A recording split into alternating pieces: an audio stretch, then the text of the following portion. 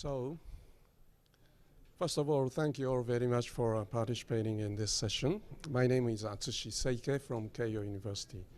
I happen to be a university president, but I am a labor economist by training. It is my great pleasure and honor to be able to play a role of moderators for this marvelous session with our renowned panelists. So let me introduce our panelists first. From far right, Professor Toru Takebayashi from Keio University. He is a professor of public health and preventive medicine of the Graduate School of Health Management and the School of Medicine at Keio University. And next person is Ms. Rebecca Ting. She is a Senior Health Solutions Manager and Vice President of Swiss Re. And Mr. Toshihiro Iwasaki.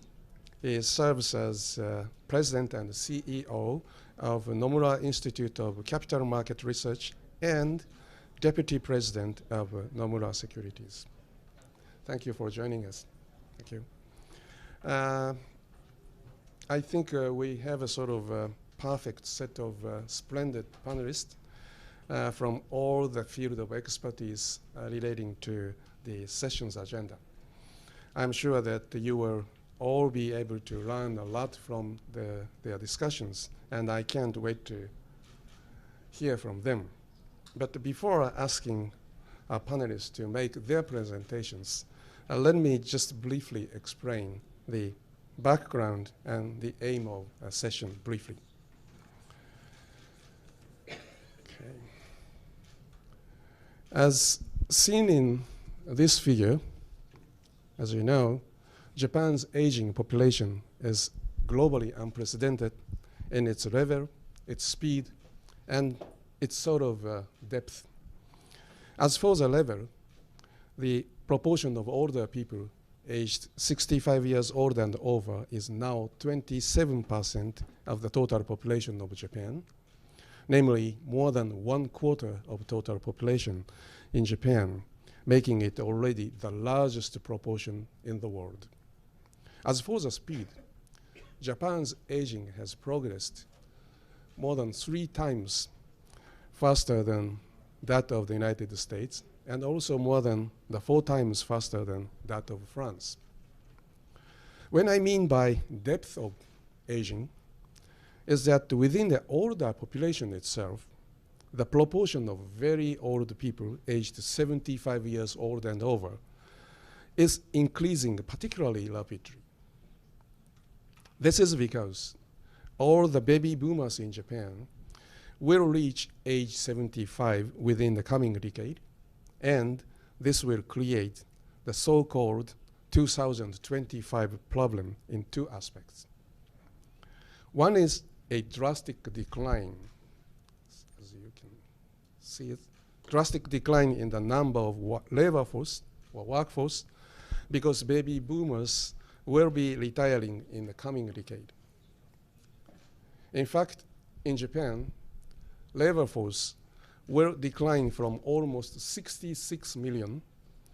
to 58 million within 15 years from now, unless the labor force participation rate of older people and women increases. This also means that the number of active consumers and individual investors will decline, because people tend to consume more goods and services and make financial and real estate investments during their working lives. Another aspect of the 2025 problem is the skyrocketing expenditures on Social Security, because medical and long-term care expenditures will increase in relation to the growing population of older people aged 75 years old and over, who have a higher likelihood of needing such cares. One difficult aspect with long-term care is the fact that we need to secure the necessary number of care service providers to cope with this rapidly increasing demand for long-term care, and we are already facing a shortage of care workers. If people cannot find an adequate amount of care services, due to the shortage of care workers, more family members, usually middle-aged workers, will have to quit their job to take care of their older family members, and it will further accelerate the trend of declining labor supply. So, in order to cope with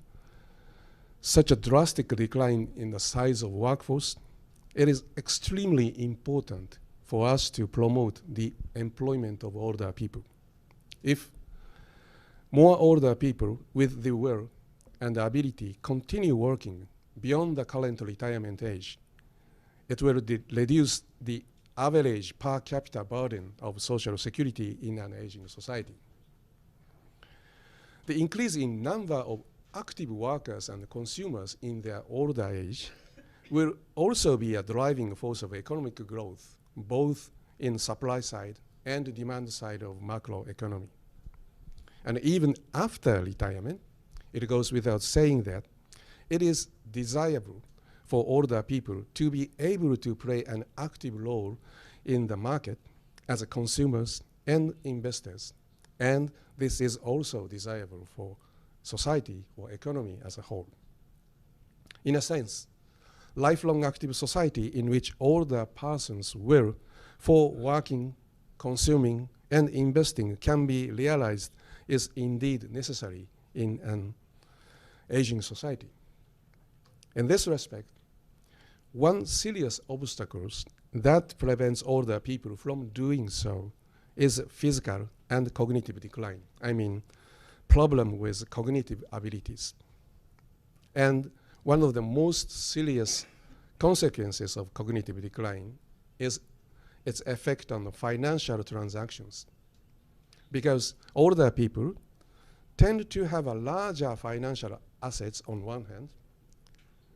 but a higher likelihood of developing cognitive declines on the other hand. In order to approach this problem, there is a new analytical framework called Financial Gerontology, which integrates the notions of health span and wealth span. When we think about the possibility of lifelong active society, I find a great hope in the so-called fourth industrial revolution, which includes remarkable achievements in information technologies, artificial intelligences, biomedical technologies, robotic technologies, and so on. These new technologies may provide us with useful tools to improve the probability or possibility and the quality of life of older people who have physical and cognitive decline. This session aims to explore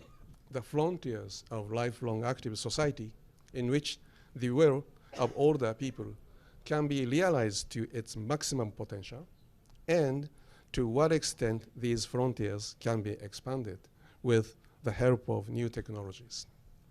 So now I would like to ask our panelists to make their presentations. So now, at first, please, Professor Takebayashi, the floor is yours. Thank you. 関先生、どうもありがとうございます。私からはパブリックヘルスの視点から今関先生からご紹介がありました、高齢者の問題をまず、ご紹介をしたいと思います。この1枚の写真、何枚か今の日本の現場の写真を少しお見せをしたいと思います。これは高知で非常に広く行われている生き生き100歳体操という写真です。非常に多くの高齢者の方が集まって体操をしています。15分ぐらいの非常に短い体操ですが、体の柔軟性、そして筋力を維持する体操です。でこれがですね、高知市内ではなんと今では300カ所、それから日本全体では50以上の市町村で1500カ所以上で繰り広げられています。日本で最も有名なコミュニティの活動の一つというふうになっています。特徴がありまして、これ写真を見ていただきますと、左側は高知市内の神社です。でこの下にありますように神社の集会場で皆さんが集まっています。そして右側はいわゆるコミュニティセンター、公民館に集まっている方たちです。これ特徴がありまして、まず一つはですね、自主運営がすべて行われています。つまり市はほとんどサポートをせず、自分たちでこれを週に1回ないし2回集まってやっています。でなぜこんなに人が集まるかといいますと、体操が目的ではなくてですね、これが終わった後のおしゃべりをする、そして一緒にランチを食べるということが非常に楽しみで、非常に多くの方たちが集まってきて、これが広げられています。それからもう一つの現場の写真を見せたいと思います。これは徳島県の上勝町というところの写真です。山あいのですね、非常に過疎化が進んで高齢化率が 50% を超えるところですが、日本で最も有名な高齢者ビジネスの原点でもあります。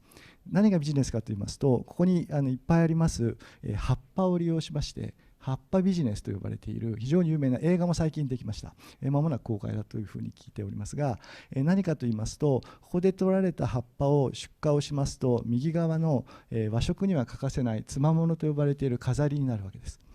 でこれがですね、80年代にビジネスが始まりまして、今では年商5億円を超えるというビジネスになっています。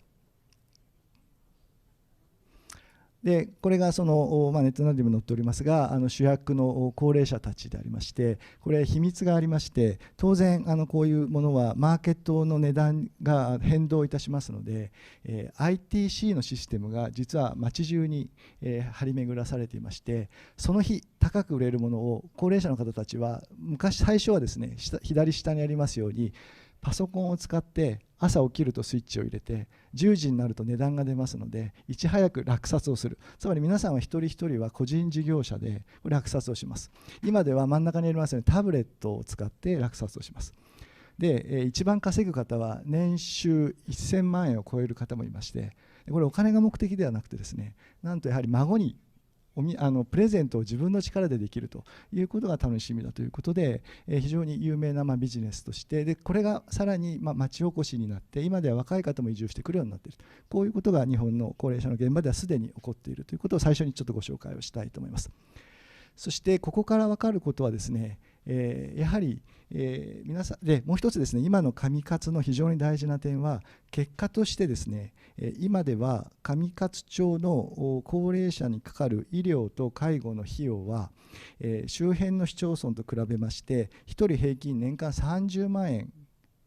低いということで、こうした活動をしていることによってほとんど寝たきりの人もいないような状況になっているということであります。したがってここに1枚示してありますけれども、こうした社会参加でありますとか、やはりきちんと収入を得られることが続くということが社会ともつながることになりますし、結果として高齢者の健康でありますとかウェルビーイングというものにつながるということが学べるわけであります。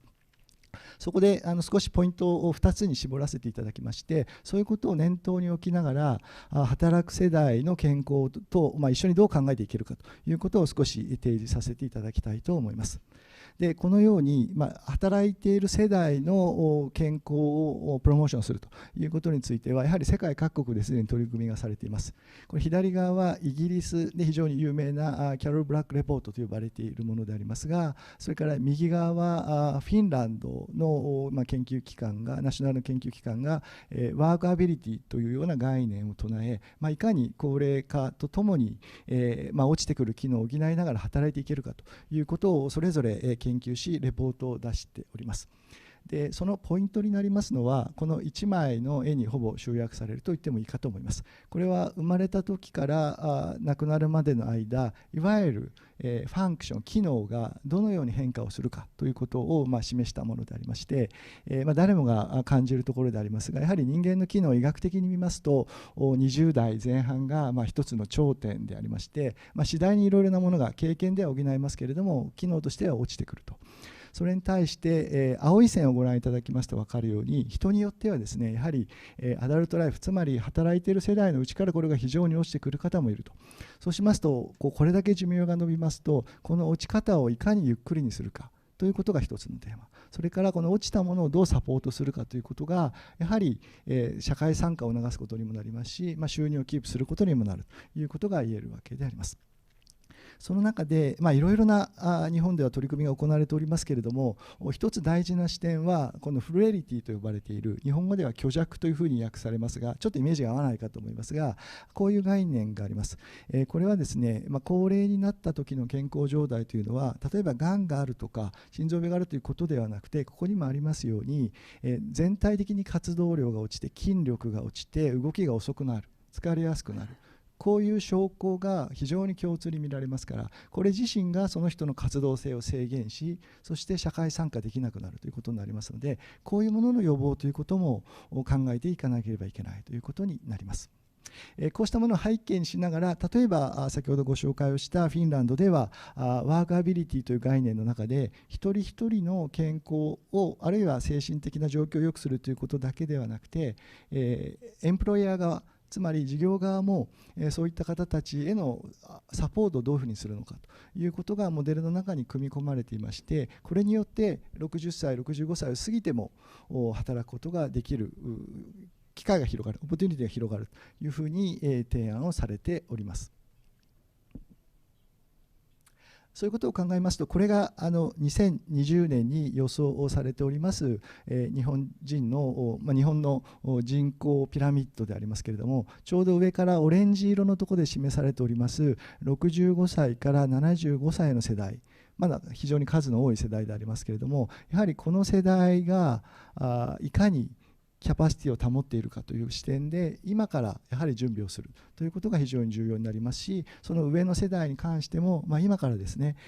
そのキャパシティを保つということをいかにやっていくかということが非常に重要な視点になります。これが1つ目の論点です。2つ目はこうしたものに対して最初にSeike先生からのご紹介にもありましたが、テクノロジーというものがこれにどう反映していくかということを今から先取りをして考えておく必要があるということであります。この1枚のスライドは日本人の高齢者がどういう理由で介護になったかということをまとめたものであります。で、ご覧いただきますと、少しオレンジ色で示しましたが、認知症、それから転倒、それから先ほどご紹介した虚弱というものが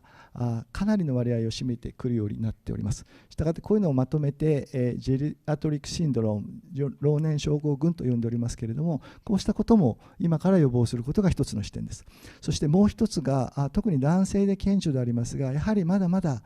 介護の原因の第1位は脳卒中でありますし、そして心臓病であります。そうすると右側に書きましたけれども、いわゆる生活習慣病と呼ばれているクローニックディジーズに対するプリベンションということも考えていかなければいけないということになります。これは非常に有名な20年間高齢の方たちを追跡した男性のものでありますけれども、60歳の方たちが90歳までの間にどんな介護と自立をしているかというものを表したものであります。上の 10% は90歳になっても自立をしている方、皆さんのイメージで言えば日野原先生に相当するような方たちです。これは 10% しかいないということになります。それに対して 70% の方たちは70代後半から緩やかに自立度が落ちます。そして20% の方は60代から落ちます。この方たちはやはりストロークでありますとか心疾患にかかるということになります。この2つに対する予防ということが一つのポイントになりますし、もう一つはこうして早く機能が落ちた人たちに対してテクノロジーが何ができるかという取り組みが大事です。これが最近非常に進んでおります。これは私たちの大学の牛場准教授が今現在研究されているものをご紹介をしたいと思います。これはですね、ブレインマシンインターフェースといいまして、脳の信号を拾って動きに変えるという非常に新しいテクノロジーの開発です。この上にヘッドセット、これご本人ですけれども、脳の信号を拾うためのヘッドセットをしていまして、ここで手を動かそうというふうにしますと脳に信号が発生しますので、それを手の動きに変えています。で、右側はですね、実際に脳卒中の方たちにこれを適用した時の上が適用する前、そして下がトレーニング後です。で、ご覧いただきますと分かりますように、上の段階ではこの棒を引っこ抜いて隣に移すということは一切できませんけれども、下でトレーニングをすると非常に動きが巧みになって、今ちょうど移動できましたけれども、というふうに新しいテクノロジーが開発をされつつあります。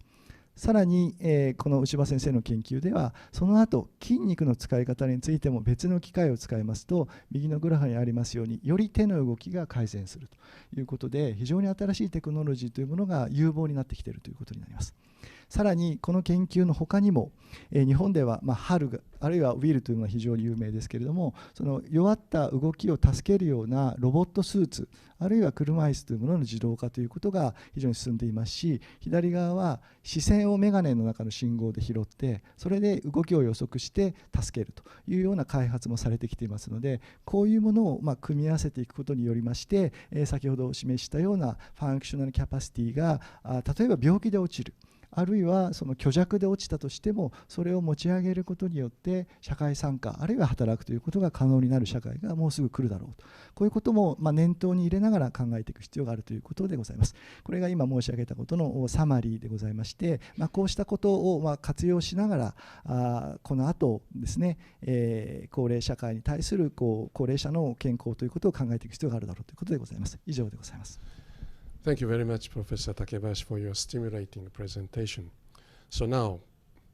Ms. Ting, the floor is yours. Thank you, Professor Seike, and thank you again to the World Forum on Sports and Culture for this wonderful opportunity to be able to speak about a topic that is so important and a hot topic at the moment in the insurance industry. So, the aging issue is actually quite an important one across all of Asia, but in particular Japan. So as a lot of us would know, the expected lifespan for Japanese people is very high. So for male, 79, for females, 86. So living until you're 90 is quite a possibility now, or even living until 100. So it is extremely important that we now try to think about how do we fund for retirement, how do we fund for medical costs during retirement, and how do we then be able to afford a better, healthier life during retirement. So back in 2012, Swiss Re conducted a research study interviewing around 500 pre-retirees and retirees across Japan to understand how prepared they are for retirement and how they expect to pay for medical costs post-retirement. So throughout my discussion, I will point out to some interesting findings from this survey. So the first point to note is that for both pre-retirees and retirees in Japan, they expect to enjoy almost 20 years of retirement. However, almost half of them actually think that retirement will be worse than when they were working. Life will be worse. And the top two reasons for that is, number one, because of their deteriorating health, so they expect that will happen. And the second is the rising medical cost. So, sorry. Let's go into the next slide. So the Japanese healthcare system is quite good. It's ranked one of the best, if not Asia, in the world as well. The Japanese people pay a modest 10 to 30% of co-payment, with the rest being subsidized by the government. However, retirees are pessimistic that the government can continue to fund that. And so a lot of them actually expect that medical costs will come out of their own savings. And then also there's an importance of having private health insurance as well. So the expectation that private healthcare costs play a part is very, very high amongst both the pre-retirees and the retirees. So if we look a little bit deeper into the research study and some of these senior people, what they expect out of private medical insurance is very interesting. So there is a couple of alarming findings from this research report. So if we first look at pre-retirees, the first thing I wanted to point out is that these respondents expect that their private insurance coverage will cover almost 60% of their cost if they suffer from any of these serious illnesses. Now, almost 30% of them actually think that their private insurance cost actually has no cap and no ceiling, so it will just keep on paying. Now, I'll point out that actually when it comes to experiencing one of these unfortunate events, the cost is more than just paying for doctors, hospitals, and the medical treatments around that. There are other costs such as loss of income, domestic help that you may need, or if you're not as mobile, helping you commute from one place to another. So all those costs are factored in, and it's expected that health insurance will pay for that. If we look at how the retirees think, they're a little bit more realistic, probably because they're already at a later life stage where they've experienced some of these medical conditions. However, the expectation that health insurance play a huge part in covering these costs is still quite high. So again, between 50 to 60% of the cost they expect to be covered. And it's still very alarming that 20% of them think that there is no cap and no limit in terms of their private health insurance. So it's really important for the insurance industry to think about what kind of products are we developing. Is it meeting the expectations of the senior people? Is it relevant? Is it affordable? And is it accessible? So looking at the current landscape in Japan, actually the health insurance products in terms of being available to the senior segment is actually quite advanced. So the major health insurance products in Japan are cancer and medical products. So medical meaning hospital cash and surgical cash. And actually these products are offered already to people to quite a high age. So generally up to 80 maybe, and coverage for a very, very long time, if not whole of life. So in terms of the availability of these products is very good. And obviously these two products will cover most of the major medical conditions. However, as we also know, that there is quite a huge need for somebody at the later stage of their life for assisted care and assisted living. So probably around 10% of the later stage in your life, you'll need some sort of assisted care. Now, in terms of that sort of need, that will generally be covered by nursing care or long-term care. However, the penetration of these type of products is very, very low. We're talking about 0.5% in Japan, and that's already quite high compared to the rest of Asia. So we looked at why some of these, why is it that consumers may not be buying these sorts of products? Is it because they don't see the need? And actually what we find is that senior people know that they have this need. They know that they will need to be able to pay for nursing care, but they're not actually acting upon it. So there's a gap between the perceived preparedness and actually taking action to be prepared. So again, this points out again for us to think about, are the products designed in a way that actually is not attractive to the senior segment? Are the long-term care products, can they be improved? Can there be benefits in there so that it's actually more attractive and more affordable for the senior segment? So there are many, many, many ways to innovate in the health insurance space for the senior segment, to make it more affordable, to look at how it's designed, how it's distributed. One of the very popular ways at the moment that is being discussed, some insurance companies are already taking action, is to look at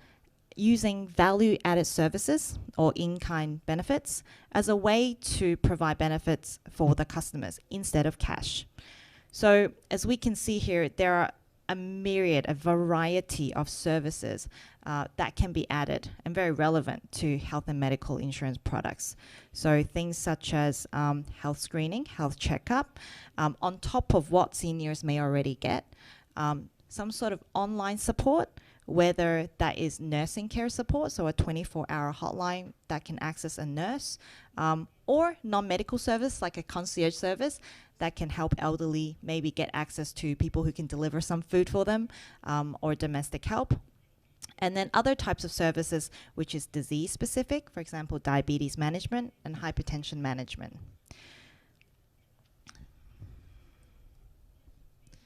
So in summary, the rising healthcare cost and the need to actually pay for healthcare costs post-retirement for senior consumers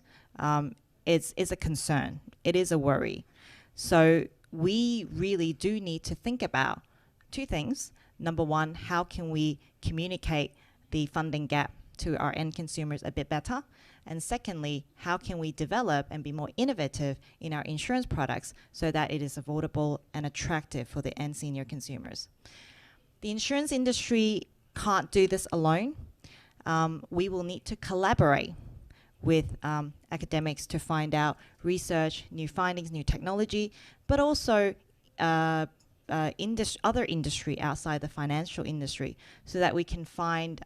useful and fruitful partnerships and we can work together. So thank you very much. Thank you very much, Ms. Ting, for your very inspiring presentation. So now, Mr. Iwasaki, the floor is yours. 関先生、どうもありがとうございます。私の方からですね、この題にもなっております金融ジェロントロジーということについて、お話をさせていただければと思います。まず人口の高齢化が進んでいるというのはもう皆様ご存知の通りでございますが、いわゆるその医療の進歩、テクノロジーへの期待は大きくて、それがまた民間のですね、医療保険の役割が高まってくるというのは今ミスティンのですね、話にもあったかと思います。でまたですね、万が一に備えたいうことで、保険というのは大変重要でございますが、一方豊かな老後をですね目指すという観点では、さらにですねその個人の資産形成のが大事だと思われます。このパイチャートを見ていただきますと、キャッシュディポジットで 53% ということで、かなりですね、いわゆるそのほとんど金利がゼロとかですねいう中で、資産の構成としてはですね、家計としてはですね、どうかというような状態になっております。でまたですね、少子高齢化が進めばですね、いわゆるその社会保障制度にですね対するプレッシャーはますますこれから増加してくるというふうになります。いわゆるその公的な制度からの給付に依存するとですね、老後のその生活原資が不十分になるという可能性は高まってきております。したがってその個人が老後に向けた中長期的な資産形成や引退後のその資産管理を総合的に実践するというところがこれからますます重要ではないかというふうに考えています。でただ難しいのは引退後のその資産管理の過程で本人のですね心身の機能の低下が進んでしまう場合で、そのような事例が現在増えてきているというふうに考えております。それらに対応する総合的な施策をですね講じる必要が増してきているというのが現状だということで、それらに対応する方法として金融ジェロントロジーという概念についてお話をさせていただければと思います。スライド2をご覧ください。こちらの方ではですね、金融ジェロントロジーというのは1980年代から1990年代の初めにかけてアメリカで登場したジェロントロジー、老齢学ということと金融を組み合わせた学問的な分野であります。ジェロントロジーは老齢期と老齢化のですねプロセスを生物学、心理学、社会学、人口学などを多岐にわたってですね、学問分野にまたがっておりまして、学際的な研究をするところではございまして、金融ジェロントロジーは老齢化のプロセスと金融面の幸福の関係を解明しようというところでございます。こちらはスライド3で見せてお示ししているのはですね、生命寿命、健康寿命、そして資産寿命の3つの伸びが金融ジェロントロジーの目指すところだということを示しております。20世紀におきまして、医療の進歩などにより、生命寿命が飛躍的に伸びたという形になっております。今世紀に入るあたりで WHO がですね健康寿命を伸ばすことの重要性を訴え始めました。加えて健康寿命の伸びとともに資産寿命の伸びをも目指すことが重要だというふうに考えられております。資産寿命の伸びを目指すにあたり、個人、家族、金融機関を含む周囲の支援者が抱える課題を系統を立てて補足分析するというのが金融ジェロントロジーでございます。アメリカでこのような概念が発生したのは、一般の人々の間で老齢期を自助努力で乗り切ることの重要性が認識されていることが背景にあると思われます。今やベイビーブーマーの世代が引退がですね、本格的に始まっています。金融ジェロントロジーという用語は必ずしも広く普及しているわけではございませんが、ジェロントロジーの研究機関とですね、金融機関が提携するというような事例も出ており、概念は着実に広がってきております。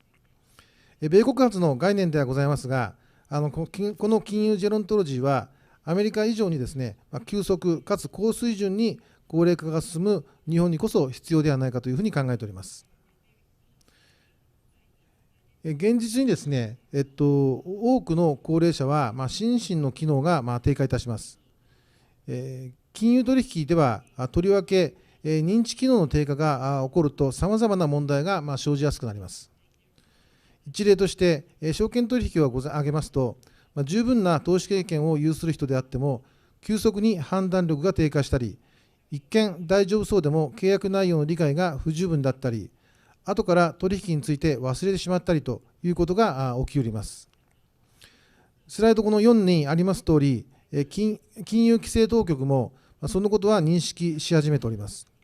証券業界では高齢投資家、具体的には75歳以上に対する勧誘を慎重に行うという規則を導入しております。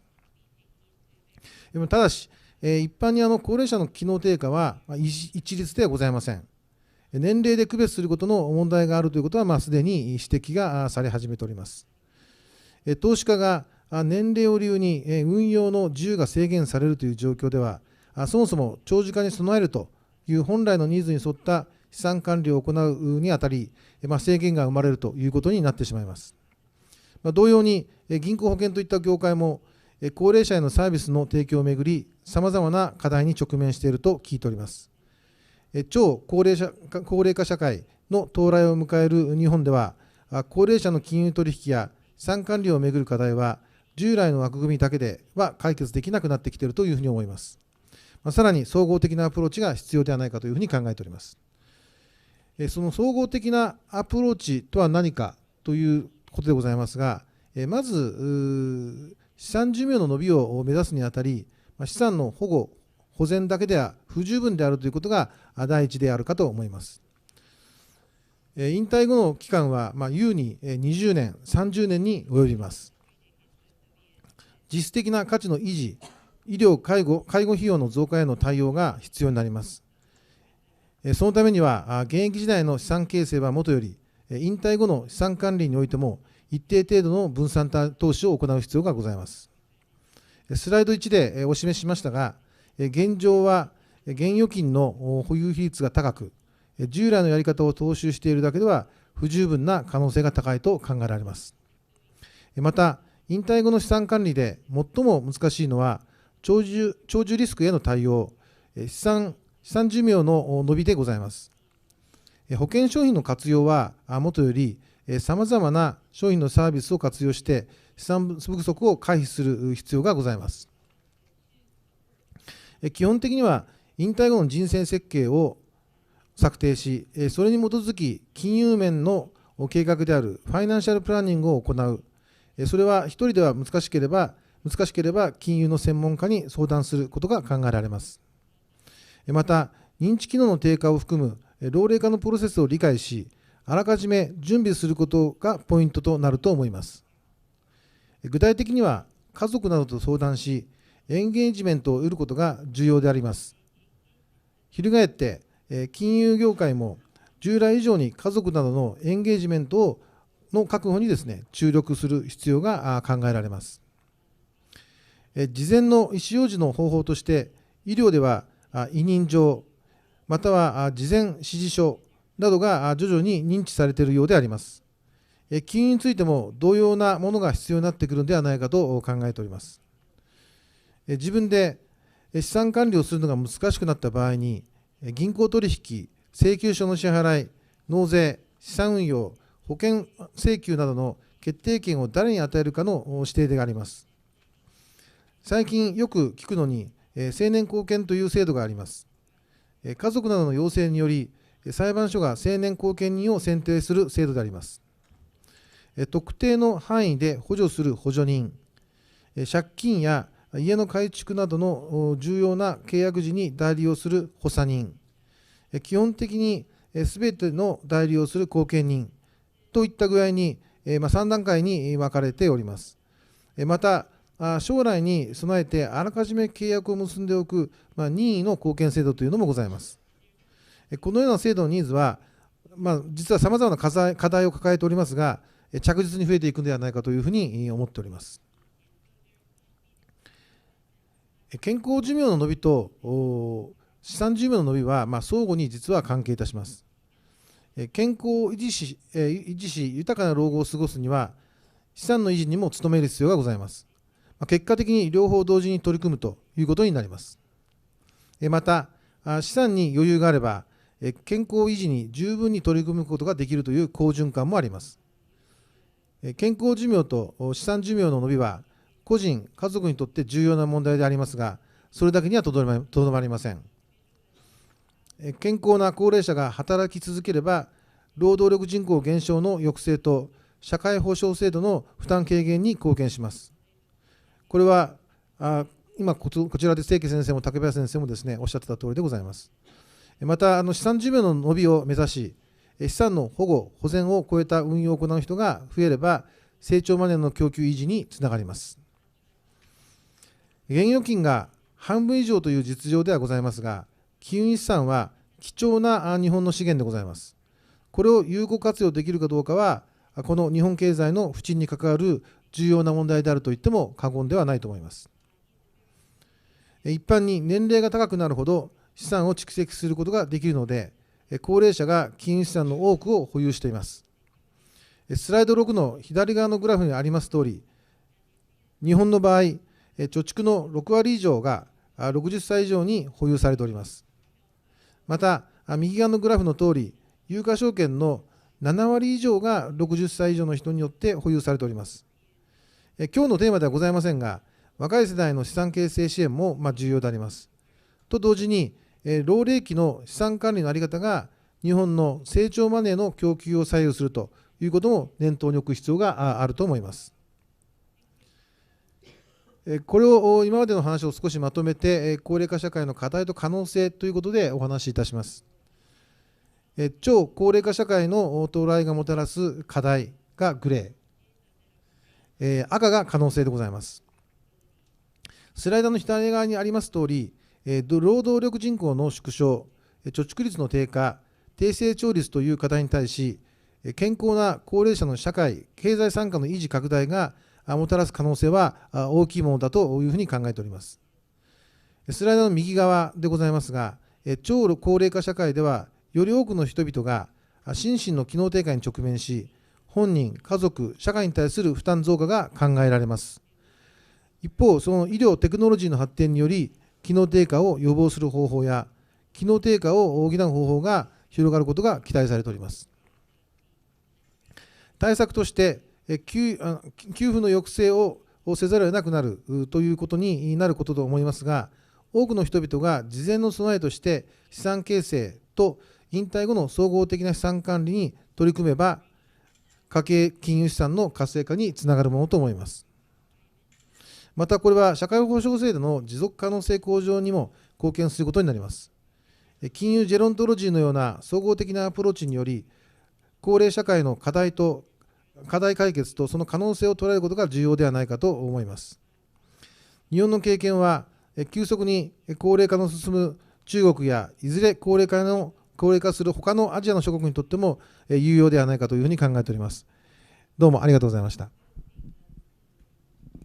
Thank you all panelists for your really stimulating presentations. I have learned a lot from you, and I'm sure that the audiences did too. So I would like to take the moderator's privilege and start asking the panelists some questions. まず、岩崎さん、今このフィナンシャルジェオントロジーについてとても包括的で情報豊富なご報告をしていただきましたが、その中で認知能力の低下した高齢者の方への対応について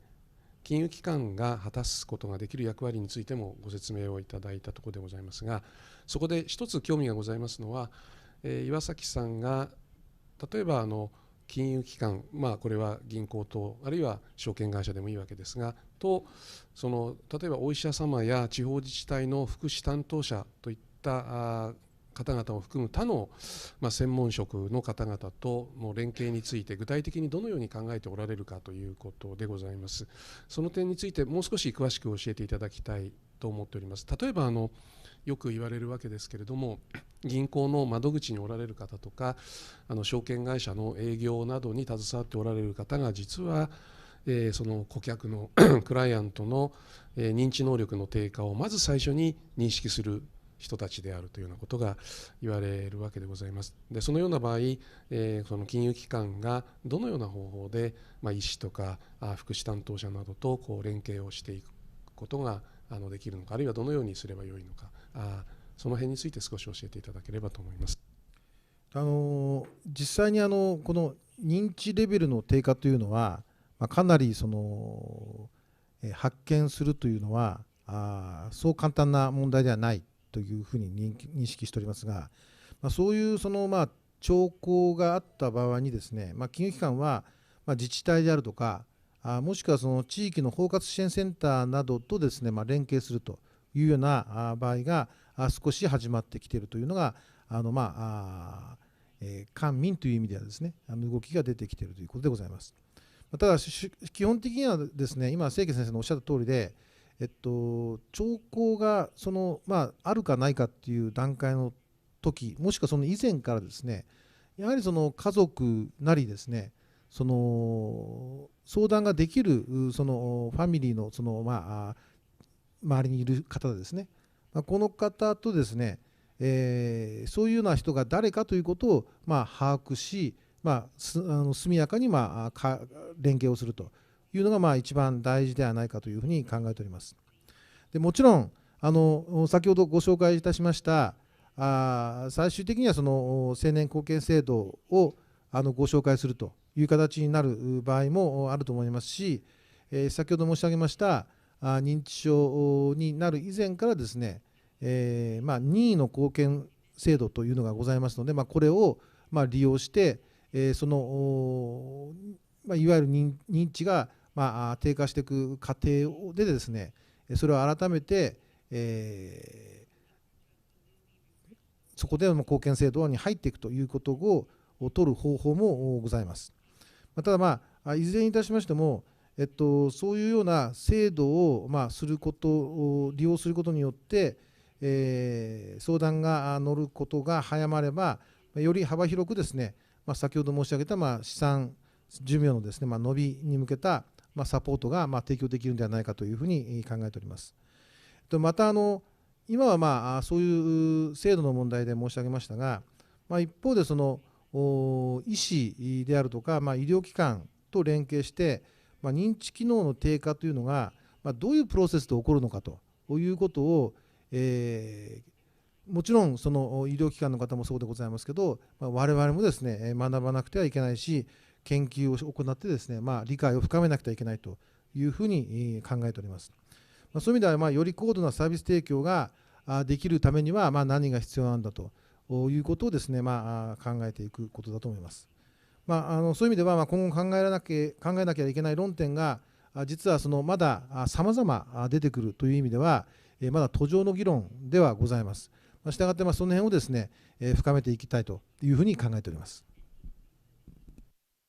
ございました。So, Ms. Ting, you told us that there is an important role for insurance companies, even if you are covered by pretty good public insurance system. And you said health insurance products need to be more attractive, more affordable, and easy to understand. And in order to achieve this goal, you propose to consider value-added service including in-kind products instead of cash. So my question is, do you see any obstacles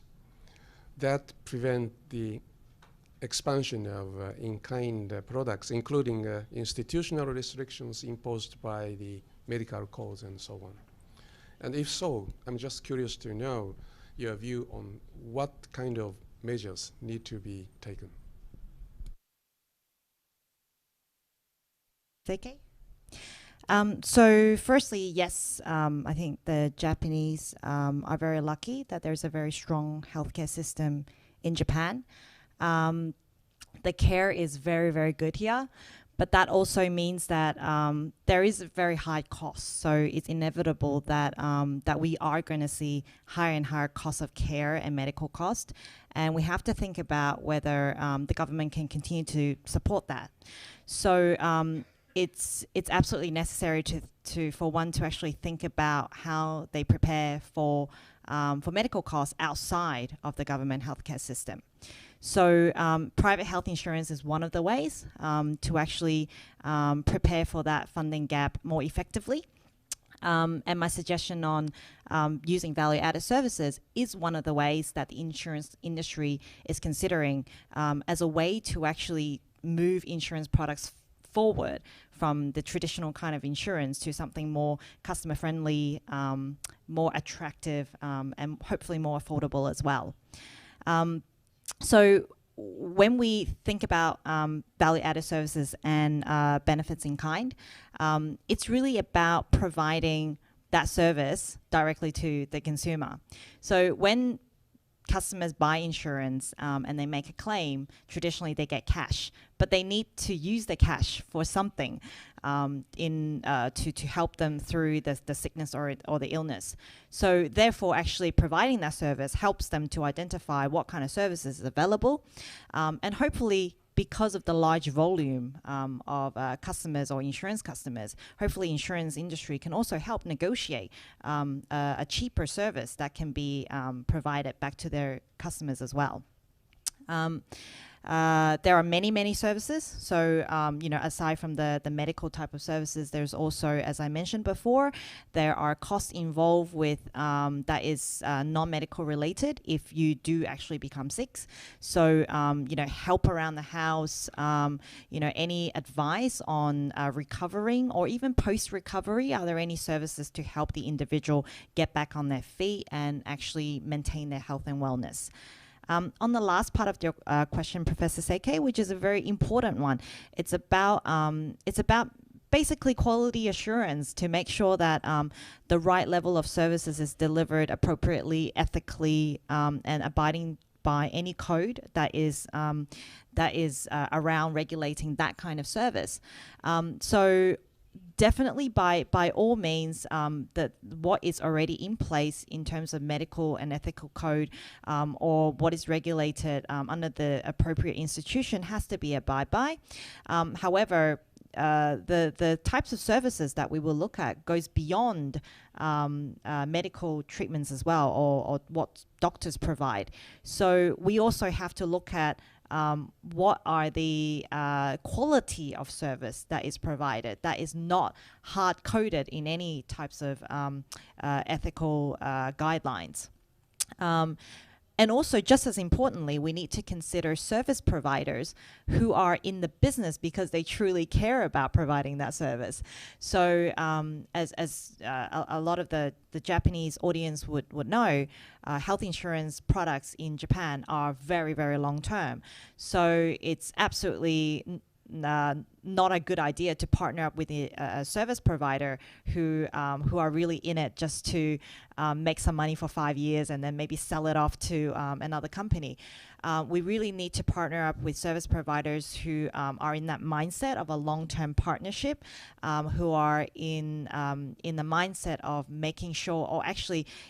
aligned with the interests of actually providing this type of service,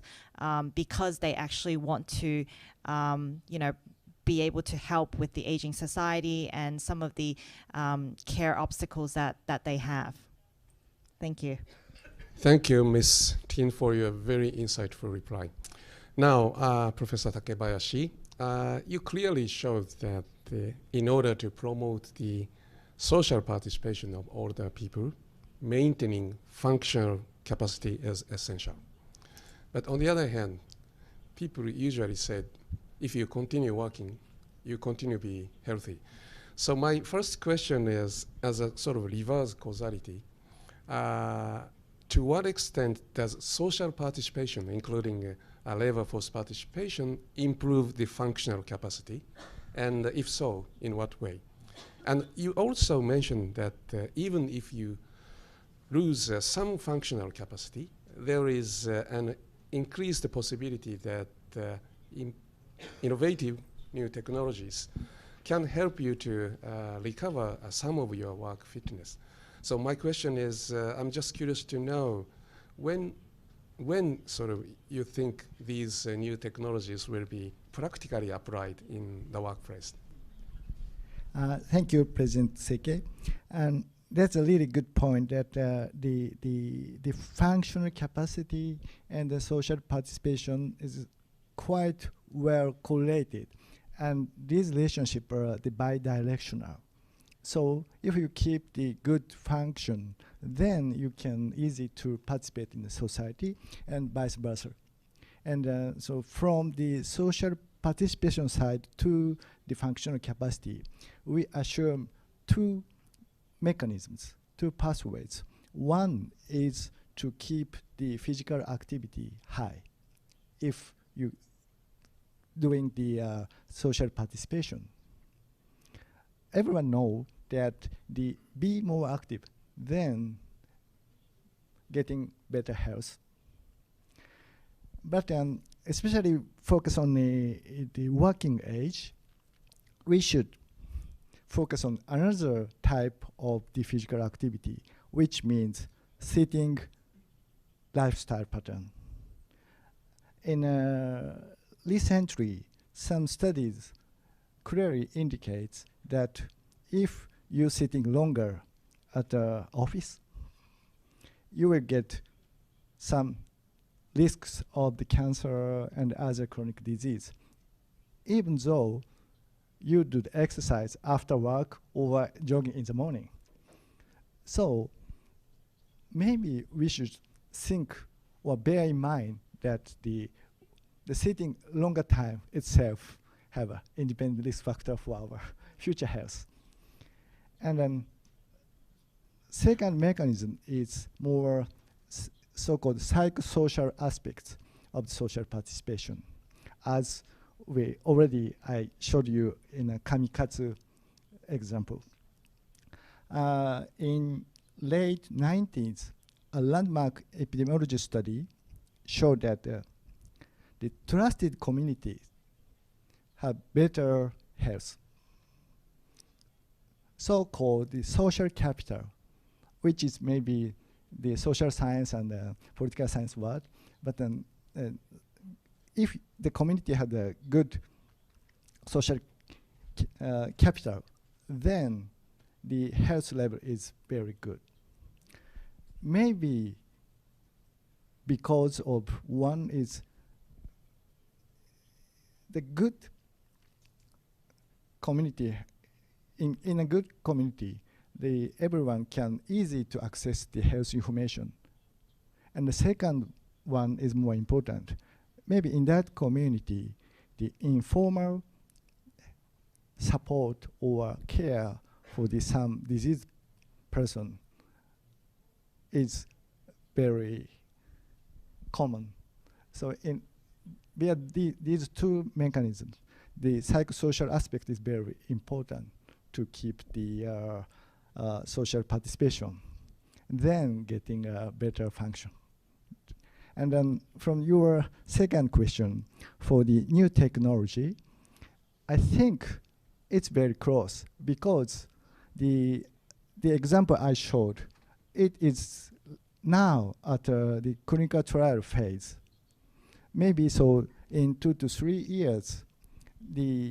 especially this safety issue will be cleared through that trial. Then very easy to apply to the healthy population. And I think an assistive machines is more easy to apply to the healthier population. And I think from the workplace with hard work, like caregivers or farming place, that kind of the assistive tools is very good to keep the elderly in has a role. So at least in some years, some sort of the new technology will be in practice. I think so. Thank you, Professor Takebayashi, for your very encouraging reply. I would like to see that before long. So now I would like to invite questions from the floor. If you have any questions, please raise your hand and please identify yourself and the person to whom you would like to ask the questions. So please, anyone, any question? Please. Hello, my name is Hiraga from Marsh. I have one question to Rebecca and one question to Iwasaki-san. May I? First, Rebecca, you're talking about the private insurance. Is that the one to sell the insurance on a personal basis, or you have any plan? Because one of the benefits which we earn at this moment is from the corporate side. I mean 70% and 30%. 30% by our own pocket and 70% by the company. After retirement, there is no fringe benefit given by that. The question is, if you're talking about the private insurance, of course, if you pay a lot of money, you can get a lot of benefits, even that is private or not. Do you have any plan or some idea about the affinity after the retirement? Because the person of the over 60 or 70s are many people, and they are all persons. If you have one affinity getting all together, that may give some good benefit as one unit. Any plan of that? That's one question. で、岩崎さん、先ほどの、資産形成の中で、現預金、それから、株とか証券ありましたけども、そこにはこれは、流動性の話であって、例えば長期の、土地であるとか、不動産というのはその資産の中に入ってないのかということ。で、なんでそれを聞きたいかというと、海外ではよくリバースモーゲージといって、長期に、まあ雇用ってこれ年齢が高くなってですね、もう財産を、相続するお子さんがいらっしゃらない、あるいはもう十分な蓄えがある。そうすると今度自分の形成のためにリバースモーゲージを設けて、ベネフィットをその、当事者がもらうというのが海外では結構ある。日本でもそういう活用もされてるけどあまり発展してない。これ何か弊害があるのか、あるいは何か今後そういうリバースモーゲージのようなマーケットが日本において発展するような要素、あるいはそれがうまく発展しない弊害がもしあるとしたらどういうものがあるのかなということをちょっと質問として。So please reply, Ms. Ting first. Much for the question. So admittedly, a lot of the innovation work and the work around how to promote better health insurance products for senior segment, it's on the individual side. Yeah, a lot of that work is on that. And a lot of the focus is on people who are actually still at work, so pre-retirees. As you know, in Japan, people work till quite an old age. So a lot of the efforts in insurance companies is to how to target these people prior to them retiring so they're still earning income and they can start to think about their retirement so they can purchase insurance products and hold that post-retirement. Your idea of an affinity group is really interesting. So it's kind of bringing in the group and corporate idea into retirees who are no longer at work. Really, really interesting idea. Again, that's something that I think is worth considering. Now, when I talked about value-added services, actually, that's a really advanced topic for group and corporate. So actually, they're the ones really doing it first. A lot of the companies, including Japan, but a lot outside in Asia as well, benefits in kind, services are already included in their corporate plan. So actually the individual life insurance are copying what the group are doing. But I think a really interesting idea is how can we extend that post people retiring? So can we actually have group plans and corporate plans for existing employees such that those services could be extended beyond their retirement? I think if that would be really attractive for companies to offer their employees. Yeah. So we can talk if you want to think about something together. Please do it later. Not now. Okay. So, Iwasaki-san. どうもありがとうございます。先ほどのですね、ちょっとこの絵はこれ確かにハウスホールドアセットとして書いてないんで、不親切だったんです。これ実はファイナンシャルなものなので、基本的には日本語で個人金融資産に当たりますので、そこに入ってないと。で、ご質問のそのリバースモゲージはなぜ日本であまりうまくいってないんだ、もしくはこれからうまくいくのかということが質問だったと思いますが、実はリバースモゲージはご存知の通り、いわゆるバブルの時代にですね、一時ですね、商品として、できたという時期がございます。で、結果的にその時の経験でいうと、不動産が下がることによって、残念ながらその値段がですね、設定がですねできなくなってきた。つまりもともと1億円の土地がですね、最後その30年間ぐらい少しずつ崩していく、お金としてキャッシュとして出ていくときに、最終的にその2000万円ぐらいの価値で売れるっていうような、いわゆる想定がされて、それで結果的にその2000万円がキープされていれば、お互いにウィンウィンぐらいになるっていう、こういう想定なんですけど、実は、1億円のものがですね、いきなりその3000万円下がったとかですねなると、もう払う余地はほとんどなくなって、途中で止まってしまったみたいなですね、いうようなことが起こったというのが過去の歴史であります。で、ですからそういう意味で言うと、不動産価格が安定するというのが、実は安定するそのフォーキャストがあるっていうかですね、これが多分かなり大事なことになってくるんで、そういう意味で言うと、日本の場合はですね、不動産価格がどうなるのっていうことについて、要は20年とかですね、いうような長期の見通しを持っているところっていうのはそんなに多くないというふうに感じます。ですからそのあたりがこれから解決されていけば、こういうそのリバースモゲージというのもですね、生まれてくる、さらに商品として出てくると思います。で、直近ですね、ですからリバースモゲージがないのかというと実はありまして、ところが、ご存知の通り、先ほどの1億円という設定で考えたら、前は7000万とかですね、8000万とかっていうところでできたものを、今はですね、5000万とかですね、4000万で設定しようとするんで、最初からですね、商品にならないっていうような形に今はなってます。ですから、そんな安いんだったらいらないよ、やらないよっていうような形の、残念ながら状況になっているというのが今の状況であろうというふうに思っています。ですからこれから不動産価格が安定するかどうかという見通しが持てれば、可能性が出てくると思います。Mr. Hiraga, you are very inspiring question. So, any other question, please?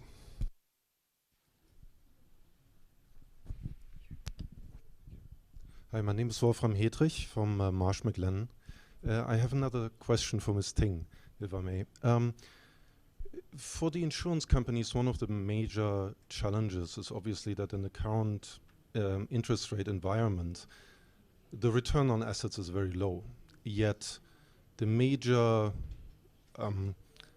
source of risk, I would say, is the cost inflation, particularly for elderly healthcare.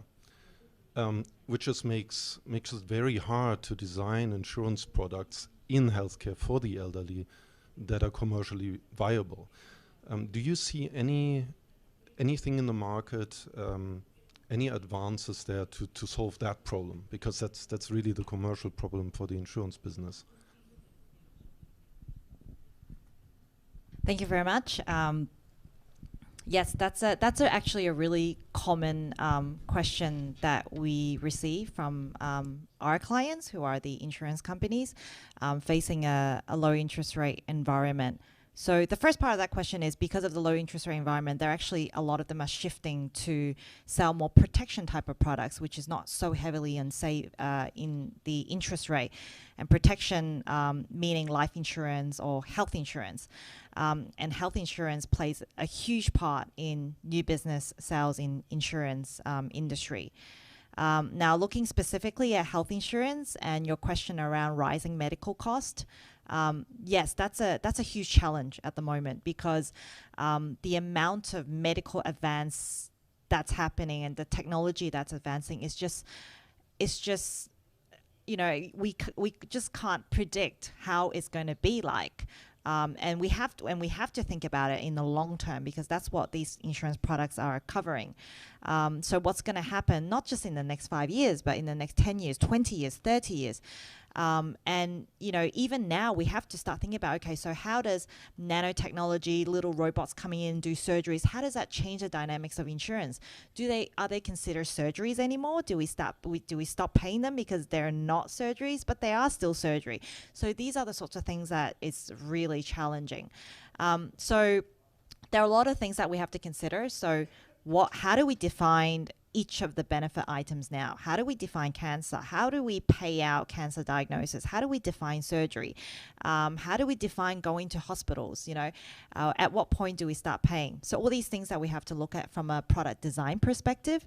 The other thing I think we need to do better at is to, as I mentioned in my presentation, work with people outside of the insurance industry, because insurance, we price based on the data we get, right? So a lot of people say actuaries are very intelligent, very academic, but they're only as good as the information that they receive. And from what I can see, we're very limited to the amount of past data that we have.